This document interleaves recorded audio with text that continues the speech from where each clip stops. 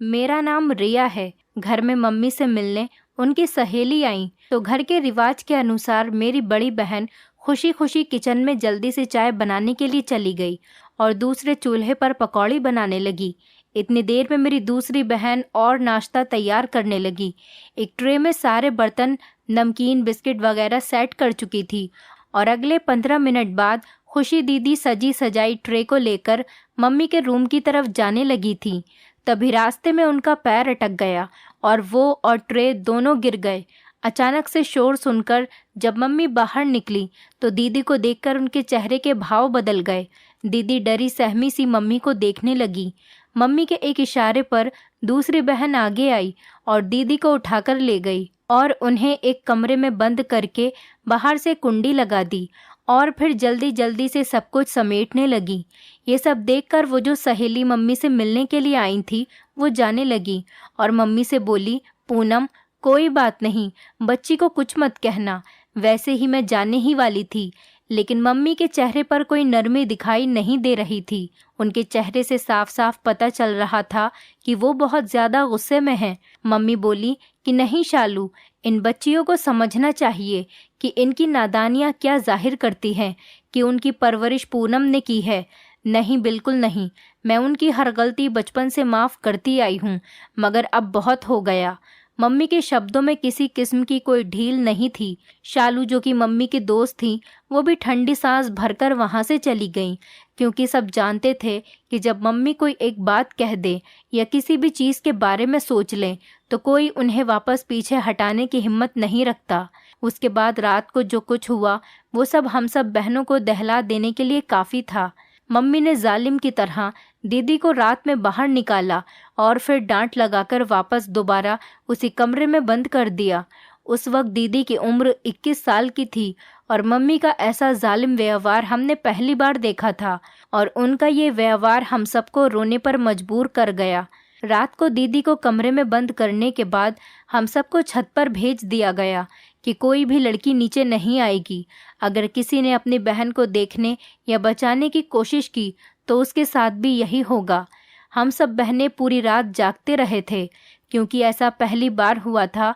Mummy ने हमें हर काम सिखाया था, लेकिन पहले कभी गलती करते तो समझाकर छोड़ देती थी, लेकिन कमरे में पूरी रात के लिए बंद करना बहुत खतरनाक था। हम 5 बहनें थीं और मैं सबसे छोटी थी। 2 बहनें जुड़वा थीं और मेरी उम्र अभी 12 साल थी। रात को रोते रोते पता नहीं हमारी आँख कब लग गई। मैं जब सुबह उठी तो बाकी सारी बहनें अभी सो रही थी। मैं जानती थी कि अगर मम्मी ने हमें इतनी देर तक सोते हुए देख लिया तो फिर डांट पड़ेगी, इसीलिए सबको जल्दी से उठाया और कहा कि मम्मी आ रही हैं, जिस पर सब बहनों ने फुर्ती दिखाते हुए अपने अपने काम करना शुरू कर दिया। कोई सफाई करने लगी तो कोई नाश्ता बनाने लगी और कोई बर्तन धोने में लग गई। क्योंकि मैं सबसे छोटी थी इसीलिए मेरे जिम्मे कोई काम नहीं था। मैं सिर्फ छोटे मोटे कामकाज कर दिया करती थी, या कोई चीज़ किसी को चाहिए होती तो वो उठाकर उसे दे दिया करती थी। सुबह के 10 बजे मम्मी अपने कमरे से बाहर निकली और उस कमरे में चली गई जहाँ पर दीदी को बंद किया गया था।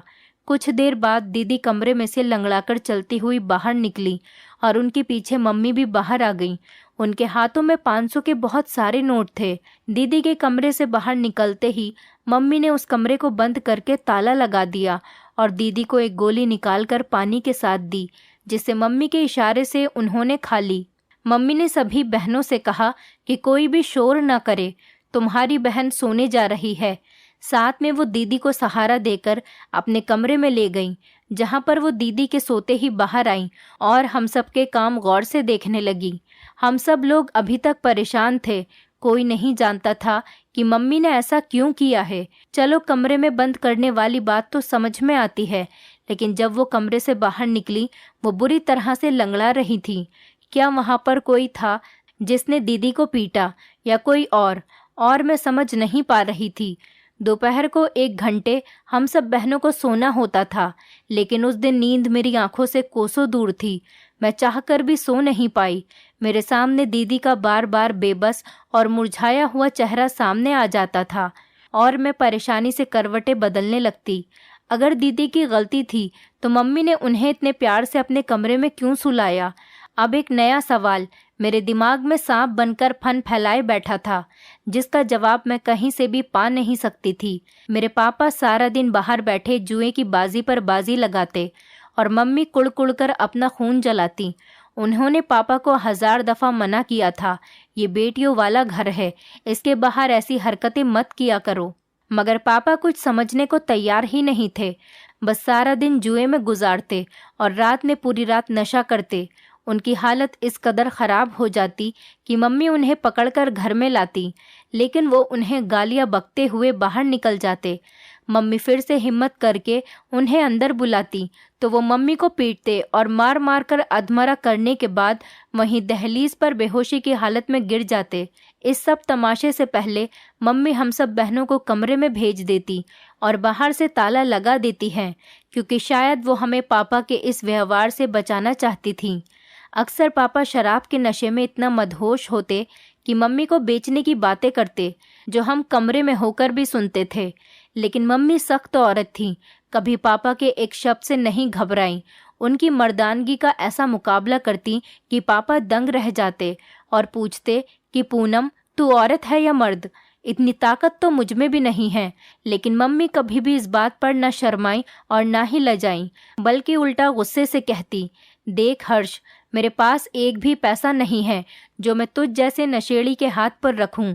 मैंने जैसे तैसे करके ये घर बनाया और मैं तुझे इस घर में रख रही हूँ। तो मेरा एहसान मान, यही बहुत है। अगर तूने कोई तोड़ फोड़ की तो तुझे यहाँ से बाहर निकाल दूंगी।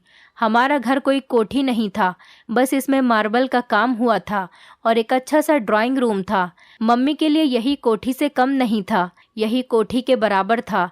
मम्मी की ऐसी बातें सुनकर पापा फिर बीन बजाने लगते। कहते कि देख पूनम, थोड़े से तो पैसे दे दे मुझे। तू चाहती है कि तेरा पति जुआ खेलने बैठे तो एक पैसा भी उसकी जेब से न निकले। लेकिन मम्मी की ना कभी हाँ में नहीं बदली थी। फिर रात के नशे में जब पापा मम्मी को कट लगाते, अलमारी में पड़े सारे पैसे पापा को दे देती थी। लेकिन अगले दिन मम्मी के पास फिर ढेरों पैसे होते थे। हम सब बहनें हैरान तो होती कि पापा भी नहीं कमाते और मम्मी भी कोई काम नहीं करती, लेकिन फिर इतने पैसे कहाँ से आ जाते हैं? मगर ये बात मम्मी से पूछने की किसी में भी हिम्मत नहीं थी। हम सब मम्मी से बहुत ज़्यादा डरते थे और ये खौफ दुगना हो जाता जब पापा हमारे सामने आ जाते। एक तो वो हर वक्त नशे में रहते और दूसरा मम्मी भी बहुत ज़्यादा बुरा मानती थी कि तुम्हारे पापा के सामने तुम में से कोई भी नहीं आए। तुम अपने पापा के सामने कम से कम आने की कोशिश करो और जब वो नशे में हो तो बिल्कुल ही दरवाज़ा बंद करके बैठ जाओ। हम सबको मम्मी की बात हर हाल में माननी होती।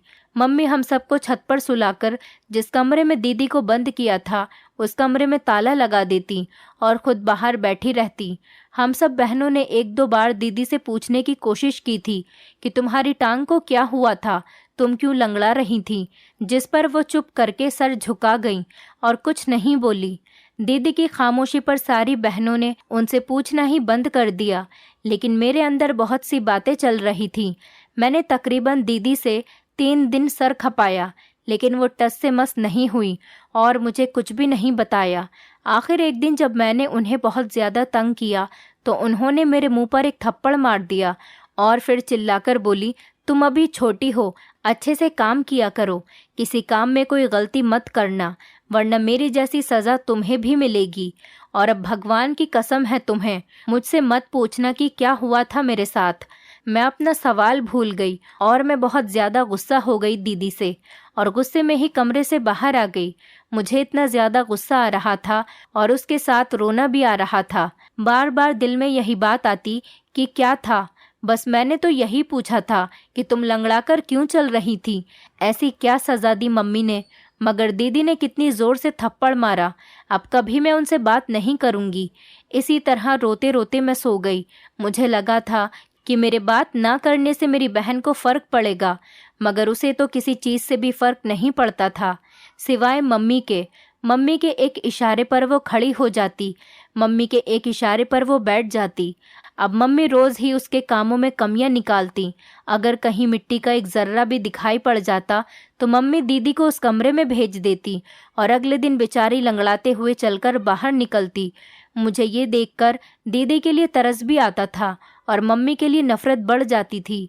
अगर सज़ा ही देनी थी तो फिर सुबह को आराम की गोली क्यों खिलाती थी बेचारी दीदी को।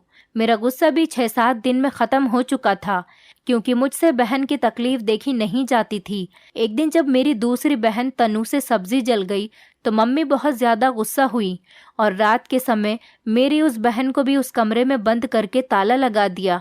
खुद हम सब बहनों को छत पर भेजकर खुद बाहर कुर्सी रखकर बैठ गईं। हम सब बहनों को अब आदत हो चुकी थी तो हम सब बहनें सो गईं, मगर रात को सूसू करने के लिए जब मेरी आँख खुली तो खुशी दीदी घुटनों में सर दिए बैठी थी। मुझे लगा शायद उनकी टांग में दर्द हो रहा है, तभी वो ऐसे बैठी हैं। जल्दी से दीदी के पास गई और उनका सर उठाया तो वो बेआवाज़ बहुत बुरे तरीके से रो रही थी। मैं घबरा गई कि हे भगवान, ज़्यादा दर्द न हो रहा हो। वैसे भी पापा नशा करके पड़े हुए होंगे तो दीदी को डॉक्टर के पास कौन लेकर जाएगा। दीदी, क्या हुआ है? दर्द हो रहा है? मैं मम्मी को बुलाऊं? दीदी ने मेरी पहली बात पर कोई जवाब नहीं दिया, लेकिन जब मैंने मम्मी को बुलाने की बात की तो वो चौंक गईं और जल्दी से अपने आंसू पोंछ लिए। कहने लगी, नहीं रिया, मम्मी को नहीं बुलाना और मेरे दर्द नहीं हो रहा, मैं किसी और वजह से रो रही हूँ। ये बात सुनकर मेरा शक फिर से अंगड़ाई लेकर जाग चुका था। और कौन सी बात है दीदी, मुझे भी बताओ। मैं धीरे से दीदी के और करीब आ गई, क्योंकि मुझे ऐसा लग रहा था कि आज दीदी मुझे सब कुछ बता देंगी। तभी मैं इतने जोश में आ गई थी, लेकिन ऐसा नहीं हुआ। दीदी ने फिर एक बार मेरी उम्मीदों पर पानी फेर दिया और मुझे कुछ भी नहीं बताया। वो मुझसे सिर्फ इतना बोली, रिया, तुम कोई भी गलती कभी मत करना, इतना अच्छा काम करना कि तुम्हें मम्मी कभी भी कोई भी सज़ा न दे सके। मैं उनकी बातें ध्यान से सुन रही थी। फिर पूछा, दीदी तुम क्यों रो रही हो? मैं उनकी बात पर बहुत ज़्यादा हैरान थी। तभी दीदी के दिल से मचलता हुआ सवाल ज़बान पर ले आई, कुछ नहीं, बस मुझे तनु की फिक्र है, जिसे मम्मी ने कमरे में बंद कर दिया है। मैं इसीलिए रो रही हूँ। बेचारी कैसे रहेगी वहाँ?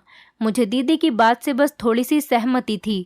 दुख तो होना चाहिए, लेकिन तुम भी तो देखो, तनु दीदी ने सब्जी कितनी बुरी तरीके से जलाई और नतीजे में हमने आज रात का खाना भी नहीं खाया। मुझे सब्जी जलने का बहुत बुरे तरीके से दुख था। आज मेरा मनपसंद खाना बन रहा था, जिसकी वजह से मम्मी ने उसको कमरे में बंद कर दिया था। मुझे मेरे दुख में तनु दीदी की सज़ा भी सही लग रही थी। मेरी बात पर दीदी की रोती हुई आंखें एकदम से छोटी हुई और फिर अगले ही पल उन्होंने मेरी कमर पर एक ज़ोरदार घूंसा मार दिया। कितनी खुदगर्ज हो तुम रिया, उधर तुम्हारी बहन को सज़ा मिल रही है और तुम ऐसी बातें करके मेरा दिल जलाने पर तुली हुई हो। भगवान से दुआ करो कभी तुम पर ये वक्त न आए जब तुम्हें पता चलेगा कि असली गम क्या होता है। मेरा सारा गुस्सा झाग की तरह बैठ गया। मैं अपनी दीदी को घूरती हुई वापस अपनी जगह पर आकर लेट गई। मैं ये कहती हुई लेट गई कि करवा ले मुझसे अब अपने छोटे मोटे काम, आई बड़ी कहीं से। मेरी यही परेशानी थी, मैं बहुत ज़्यादा जज्बाती थी। अगले दिन जब मम्मी ने तनु दीदी को भी कमरे से बाहर निकाला तो उन्हें एक गोली देकर अपने कमरे में सुला दिया और हम सब बहनों को मना कर दिया कि शोर बिल्कुल भी मत करना। अगर किसी ने शोर किया तो अच्छा नहीं होगा। मम्मी के शब्द हमें हमेशा ही डरा देते थे। तो मैं भी दुबक कर एक कोने में बैठ गई। मैंने सोच लिया था शाम को तनु दीदी से पूछूंगी। वो थोड़ी ना दीदी की तरह हैं जो कुछ बताए ही ना। मुझे यकीन है आज सब कुछ पता चल जाएगा। लेकिन मेरी किस्मत, शाम को जब दीदी सोकर बाहर निकली, चुपचाप घर के काम में बिजी हो गई। मैं जो कामों से दूर भागती थी, जल्दी से अपनी बहन का हाथ बटाने लगी और बातों ही बातों में पूछा, तनु दीदी क्या हो रहा है? आपकी टांग को ज़्यादा दर्द हो रहा है तो मैं दबा दूं? लेकिन दूसरी तरफ बिल्कुल खामोशी थी। मैंने 3-4 बार यही बात पूछी, लेकिन जब वहाँ से कोई जवाब नहीं आया तो मैं चेत गई और गुस्से से बोली कि पता नहीं भगवान बड़ी बहनें बनाता ही क्यों है, जिससे कुछ भी पूछो बस चुप्पी ओढ़ खड़ा ही है। खुशी दीदी से पूछा तो वो कुछ नहीं बताती, तुमसे पूछूं तो तुम भी चुप हो। मेरी बात सुनकर उन्होंने बहुत दुख से कहा, रिया, अगर हम इसी एक ही बात का जवाब नहीं दे रहे तो क्या ये अच्छी बात नहीं? तुम ये सवाल बार बार न करो। इन सब बातों का जवाब ना देने की भी एक वजह है और तुम अभी बहुत छोटी हो। फालतू सवाल जवाब करने से अच्छा है तुम अच्छे से काम किया करो। प्रार्थना करो कि कभी तुमसे कोई गलती न हो। इतना कहकर तनु दीदी की आंखों में आंसू आ गए और मैं भी डरकर वहां से चली आई। ये क्या, हर कोई प्रार्थना ही करवा रहा था कि मुझसे कोई गलती न हो। क्या पता मम्मी कैसी भयानक सजा देती हों। इसीलिए बेहतर है मुझे सच में कोई गलती नहीं करनी चाहिए। मैं रात को लेटे हुए ये सब सोच रही थी जब इन बातों ने मुझे डराकर रख दिया। अगली सुबह उठी तो हमारे घर में मजदूर काम कर रहे थे। हम सब बहनें बहुत हैरान हुई। अभी 3 महीने पहले ही तो मम्मी ने ये घर गिराकर दोबारा बनवाया था, फिर अब क्यों मजदूर बुलवाए गए हैं? मैंने मम्मी से पूछा तो उन्होंने मुझे गुस्से वाली निगाहों से घूरा और सख्त लहजे में बोली, अंदर जाओ। मैं मम्मी से सहम कर कमरे में चली गई। हमारे घर में अगर कोई अनजान मर्द आता तो हमारी मम्मी ने सख्ती से मना कर रखा था, उसके सामने किसी को भी नहीं आना है, सब लड़कियां अंदर रहेंगी।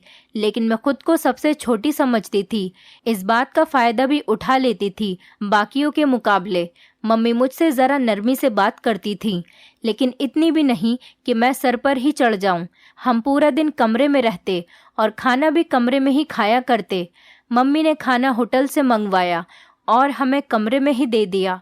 मैं अंदर एक ही कमरे में बैठ कर थक चुकी थी, लेकिन हम सब इस बात से अनजान थे कि वो आखिर क्या बनवा रही हैं, ऐसा क्या खास है। लेकिन ये राज भी रात को खुला, वो भी पूरा नहीं, बस आधा अधूरा। रात को मजदूरों के जाने के बाद जब हम बाहर आए तो एक कमरे में सरिये बंधे हुए थे। जिस कमरे में मम्मी बहनों को बंद करती थी वो अजीब सा हुआ पड़ा था और उसे काफी बड़ा भी कर दिया गया था, क्योंकि उसे पिछली गली तक लंबा किया गया था। मैंने एक दफा फिर हिम्मत की, क्योंकि मुझे ये बात पच नहीं रही थी। जब तक मैं जान नहीं लेती मुझे सुकून नहीं मिलना था। मम्मी, अब तो बता दो क्या बनवा रही हो? जिस पर वो बोली, तुझे मैंने मना किया था ना, तो क्यों आई है मजदूरों के सामने? आज के बाद कोई गलती की ना तो टांगे तोड़ दूंगी। तभी एकदम से खुशी दीदी और तनु दीदी का लंगड़ा के चलना याद आया और मैं डर की वजह से चुप हो गई। अच्छा, माफ कर दो मम्मी, लेकिन बता तो दो, मैं बेटी नहीं हूँ तुम्हारी अच्छी वाली। जहाँ पर कुछ और काम नहीं आए वहाँ पर मक्खन लगाना बहुत अच्छा है। मैंने भी यही तरकीब लगाई और मासूम बनकर पूछा तो मम्मी कहने लगी, जेल बनवा रही हूँ तुम सबके लिए। अबके से जो कोई गलती करेगी वो यहीं बंद होगी। मुझे लगा मम्मी मजाक कर रही हैं और इस बात पर मैं हंसने लगी, लेकिन वो मजाक नहीं कर रही थी, वो सच कह रही थी। तभी मेरे हंसने पर नाराज होकर बोली, रिया, ये बदतमीजी है। अगर मम्मी कोई बात कहे तो दांत नहीं निकालते, बल्कि उसे गौर से सुनते हैं और उस पर चलने की कोशिश करते हैं। अगर आज के बाद तुमने कभी ऐसा व्यवहार अपनाया तो मुझसे बुरा कोई नहीं होगा और सबसे पहले मैं तुम्हें ही इस जेल के अंदर बंद करूंगी। मम्मी की इस बात ने एकदम से मेरी हंसी को ब्रेक लगवा दिए और मैं डरी हुई नजरों से उन्हें देखते हुए बोली, मम्मी, क्या तुम सच कह रही हो? लेकिन इस बार वो नहीं बोली और मुझ पर एक गुस्से की निगाह डालते हुए अपने कमरे में चली गईं। पीछे से दीदी ने मेरा हाथ पकड़ा और अपने कमरे में ले गईं। रिया, पागल क्यों बनी बैठी हो? कितनी बार तुम्हें मना किया है कि फिजूल सवाल मत किया करो। अगर मम्मी को गुस्सा आ गया तो बहुत बुरा होगा तुम्हारे साथ। तुम समझते क्यों नहीं हो?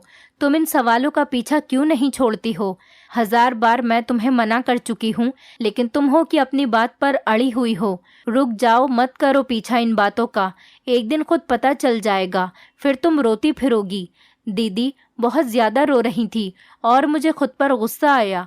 मैं क्यों इन बातों के पीछे भाग रही हूँ, जबकि ये बातें अच्छी भी नहीं हैं, ये जानते हुए भी कि दोनों बहनों के क्या हाल हुए। मैं बस अपने शक के पीछे बार बार तनु दीदी और खुशी दीदी से पूछकर उन्हें तकलीफ दे रही हूँ। उस रात मैंने दीदी से वादा किया कि आज के बाद मैं इस बारे में किसी से नहीं पूछूंगी और हर काम बहुत अच्छा करूंगी। मम्मी को कभी शिकायत का कोई मौका नहीं दूंगी। बस इस बार मुझे माफ़ कर दो, मैंने तुम दोनों का दिल दुखाया है। दीदी इस बात से बहुत ज़्यादा खुश हुई। अपने बैट के नीचे से 500 रुपये निकाल कर मुझे दिए। मैं हैरान रह गई, उनके पास इतने सारे पैसे कहाँ से आए? मम्मी तो हम में से किसी को भी खर्चा नहीं देती थी।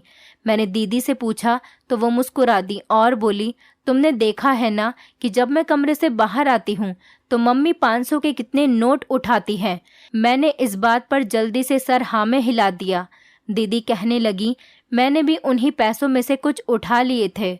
अब ये तुम्हारे हुए क्योंकि तुम मेरी बात मान रही हो, और अगर तुमने मुझसे किया वादा तोड़ा तो मैं उसी दिन तुमसे हमेशा हमेशा के लिए खफा हो जाऊंगी और कभी बात नहीं करूंगी। मैंने उन्हें यकीन दिलाया कि कभी भी ऐसा नहीं होगा कि मैं तुम्हारे साथ किया हुआ वादा तोड़ूं। मैंने उस रात सबको ये यकीन दिला दिया कि इस बारे में आज के बाद कोई बात नहीं करनी। अगर मैं ऐसे ही पूछती रही तो मम्मी मुझे ही जेल में न डाल दें। अगले दिन फिर मम्मी ने हम सबको कमरे में बंद कर दिया क्योंकि पापा अपने किसी दोस्त के पास गए थे और सुबह के वक्त वापस आए थे। उस दिन भी पापा ने मम्मी से पैसे मांगे और मम्मी ने देने से मना कर दिया, जिस पर दोनों के बीच में एक बहुत बड़ा झगड़ा हुआ। यहाँ तक कि पापा मम्मी को मारने पीटने लगे और मम्मी पापा से अपना बचाव करने की कोशिश करने लगी। लेकिन पापा ने स्टील का फूलदान उठाया। जैसे ही वो फूलदान मम्मी के सर पर मारने के लिए लपके, वैसे ही उनका पैर बुरी तरह से फिसल गया। पैर फिसलते ही पापा का खुद का सर जमीन पर लगने से फट गया। मम्मी जल्दी से गली में ही मौजूद डॉक्टर के पास गई। डॉक्टर ने बताया कि पापा का देहांत हो चुका है। ये सुनकर मम्मी बहुत ज्यादा रोई और हम सब बहनों को भी कमरे से निकाल दिया कि जिस आदमी से मैंने तुम्हें छुपाने की कोशिश की, आज वो इस दुनिया में नहीं रहा। अब कोई ज़रूरत नहीं तुम लोगों को छुपाने की। बाहर आओ, आकर देखो अपने पापा को। मैंने उस दिन मम्मी को पहली बार रोते हुए देखा था, वरना वो तो परेशानी में भी अपने माथे पर एक शिकंज पड़ने नहीं देती थी। हम सब बहनें हमेशा पापा से दूर रहे, लेकिन मुझे भी बहुत ज़्यादा रोना आ रहा था। आखिर जो भी थे, जैसे भी थे, हमारे पापा थे। पापा के देहांत के चौथे दिन ही मम्मी की हालत ठीक हो गई और घर में जो जेल बनने का काम अधूरा रह गया था, मजदूर उस काम को पूरा करने के लिए वापस आ गए। देखते ही देखते 5 दिनों के अंदर जेल तैयार हो चुकी थी। मम्मी अब बहुत खुश रहा करती थी। रोज ही सब बहनों का करा हुआ काम देखती और जरा सा भी खराब होता तो उसे जेल में डाल दिया करती थी और फिर अगले दिन जेल से निकालती तो बहन को गोली खिलाकर सुला देती और खुद 500 के नोट उठा लिया करती। इसी तरह 4 साल हो गए और अब सब बहनें मम्मी की ये सज़ा पा चुकी थी, सिवाय मेरे, क्योंकि मैं कभी कोई काम नहीं करती थी और ना ही मेरी बहनें मुझे करने देती थी। अगर मैं किसी काम को हाथ लगाती तो वो रोक देती या वो काम छीन कर खुद करने लगती। मुझे बहुत अजीब लगता, क्या हमेशा ही ये सब मुझे एक छोटी बच्ची समझती रहेंगी? मैं 18 साल की हो चुकी हूँ, कम से कम अब तो कोई काम करने दें। लेकिन उन सब का यही जवाब होता, अगर तुमसे कोई गलती हो गई तो मम्मी तुम्हें भी वो सज़ा देंगी। मेरा दिल बहुत मचलता था कि उनसे पूछूं कि आखिर ऐसी कौन सी सज़ा है जिससे तुम सब इस कदर डरती हो। मगर दीदी से किया हुआ वादा भी बहुत अच्छी तरह याद था मुझे, मैं उसे भी तो तोड़ नहीं सकती थी। अब सिर्फ एक ही हल था, मैं काम करूं और मम्मी मुझे सज़ा के तौर पर जेल में बंद कर सके। बहनों का व्यवहार अजीब ही था, कोई भी मुझे काम को हाथ लगाने नहीं देती थी। मेरा शक भी 7वें आसमान पर पहुंच गया। एक दिन मैंने खाना खाया, जल्दी से शीशे के गिलास में पानी पीकर गिलास को हाथ मारा, जिसके नतीजे में अगले ही पल गिलास टूट गया। मम्मी गुस्से से मेरी तरफ आईं, लेकिन अगले ही पल उनके चेहरे पर अजीब सी मुस्कुराहट थी। उन्होंने मुझे जेल में बंद करने को कहा और कहा, अच्छी तरह खा पी लो, बाद में पूरी रात कुछ भी नहीं मिलेगा। मैंने किचन में जाकर अच्छी तरह खाना खाया तो मेरे पीछे मेरी एक बहन चली आई और मेरा दुपट्टा ओढ़कर खुद उन्होंने घूंघट निकाल लिया। मैं चीख पड़ी कि नहीं, मुझे खुद जाना है, जिस पर वो बोली, अच्छा मुझे जाने दो, तुम ऐसा करो, उधर पर्दे के पीछे छुप जाना तो तुम्हें सब पता चल जाएगा। मम्मी ने जैसे ही बहन को जेल में डाला, चालाकी से मैं भी अंदर घुस गई और पर्दे के पीछे छुप गई। जेल बंद होने के बाद मेरी तो जान निकल गई। वहाँ की दीवार एक तरफ को खुलने लगी। सामने ही एक खूबसूरत कमरा था जिस पर ज़मीन पर कालीन बिछा था और इधर उधर तकियों के साथ अलग अलग मर्द बैठे थे। थोड़ी देर बाद ही एक लड़की मेरी बहन को दूसरे पर्दे के पीछे लेकर गई। जब बहन वापस आई तो वह बहुत ज़्यादा सुंदर लग रही थी, किसी दुल्हन की तरह। फिर गाना बजने लगा और मेरी बहन उस गाने पर नाचने लगी। वो पूरी रात नाचती रही और मैं रोते हुए अपनी बहन को अपने हिस्से की सज़ा सहते हुए देखती रही। फिर आखिर जब सुबह हुई तो आदमी एक एक करके वहाँ से जाने लगे, लेकिन जाने से पहले सब अपने हिसाब के मुताबिक हज़ारों के नोट रखकर जा रहे थे। मेरी बहन नाच नाच कर इस कदर थक गई। जब मम्मी ने जेल का दरवाज़ा खोला तो उससे चला ही नहीं जा रहा था। वो लंगड़ाती हुई बाहर निकली। मैं भी चुपके से उनके पीछे बाहर निकली। मैं बहुत जुनूनी लड़की थी। मेरी सब बहनों ने ये जुल्म तो बर्दाश्त कर लिया था, लेकिन मेरे लिए आंखों देखा निगलना किसी भी सूरत में मुमकिन नहीं था। मैंने सोच लिया था कि आज रात को मम्मी के किए की सज़ा उनको ज़रूर दूंगी। आज फिर मैंने गलती की। मम्मी ने मुझे भेजना चाहा तो बाकी बहनों ने मना कर दिया कि हम चले जाते हैं, लेकिन मैंने ज़िद करी और ख़ुद जेल के अंदर गई। रात को वहाँ जाने से पहले मैंने एक बहुत बड़ा कदम भी उठाया था, और वो भी ये कि हमारे मोहल्ले में ही एक सास ने अपनी बहू को मारा था, तो मीडिया वाले आए थे। जाते वक्त मैंने उनका कार्ड गली में से गिरा पड़ा हुआ उठा लिया था, और ना जाने कैसे बचपन से वो कार्ड मेरे पास रखा हुआ रह गया था। पापा क्योंकि मर गए थे तो मैंने उनका मोबाइल उठाकर मीडिया वालों का नंबर मिलाया और उन्हें सब कुछ बता दिया। ये भी बताया कि आज रात आपको अपनी आंखों से सच का पता चल जाएगा। वो लोग मेरी बात पर यकीन करके आ गए, और जैसे ही मम्मी मुझे जेल में लेकर गईं, वो भी पीछे कैमरा लिए चले आए और मम्मी की करतूतों को कैमरे में रिकॉर्ड कर लिया। मम्मी बहुत घबरा गईं, बार बार मुझे गुस्से से देखते हुए अपने सीने से लगाने लगीं कि मेरी बेटी तो पागल है, वगैरह वगैरह। मीडिया वालों ने पुलिस को भी बता दिया, और अगले 4 घंटों में मम्मी जेल के अंदर बैठी थी। मेरी सब बहनें मुझसे बुरी तरह नाराज़ थीं कि मम्मी के साथ ऐसा क्यों किया, मगर मैं चुप थी। मैंने कोई जवाब नहीं दिया। मैं बस अपनी बहनों को बचाना चाहती थी। अगले दिन एक लड़की कांस्टेबल ने हमें बताया, उस औरत ने जुर्म किया है। तुम लोग उसकी बेटियां नहीं हो, बल्कि उसने अलग अलग जगह से तुम्हें उठाया है, सिर्फ ये कारोबार करने के लिए। इसका पति भी खुद की मौत नहीं मरा, बल्कि इस औरत ने खुद उसे मारा है, क्योंकि वो तुम सबको बेचना चाहता था, जबकि ये औरत उम्र भर की कमाई खाना चाहती थी। ये बात सुनकर हम सब बहनों पर गम का पहाड़ टूट पड़ा। पुलिस ने कहा कि वो हमें हमारे असली माता पिता के पास तक पहुंचा देगी, लेकिन हम सब ने मना कर दिया, और हम सब ने एक साथ रहने का सोचा कि हम बहनें कभी अलग नहीं होंगे, हम हमेशा एक साथ ही रहेंगे। दोस्तों, उम्मीद करती हूँ आपको हमारी कहानी पसंद आई होगी। कहानी पसंद आई है तो वीडियो को लाइक करें, चैनल पर नए हैं तो चैनल को सब्सक्राइब करें, और हाँ, नोटिफिकेशन बेल को ज़रूर दबाएं ताकि अगली अपडेट सबसे पहले आपको मिले।